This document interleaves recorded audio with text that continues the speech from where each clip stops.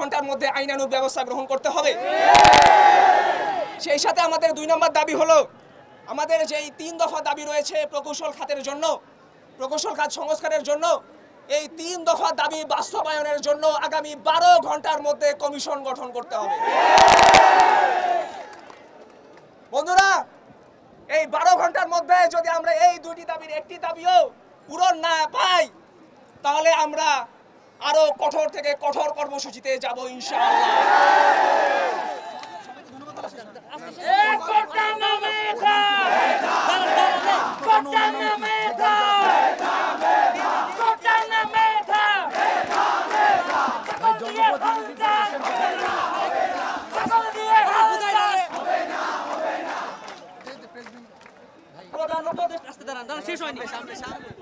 প্রধান উপদেষ্টার প্রতিনিধি না আসা পর্যন্ত আমরা রাস্তা ছাড়বো না। আমাদের এই দেশে কখনো কি মেধার মূল্যায়ন সঠিকভাবে হয়েছে?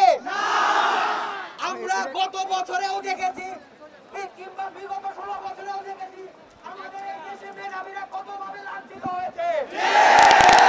আমাদের এই দেশ এমন একটা দেশ যেখানে মেধাবীরা কখনো প্রাধান্য পায় নাই। এই দেশে নার্সরা হতে চায় ডাক্তার, এই দেশে নার্সরা হতে চায় ডাক্তার, চ্যানেল আই আর সরকার যে জনগণের সরকার সে হতে চায় স্বৈরাচার।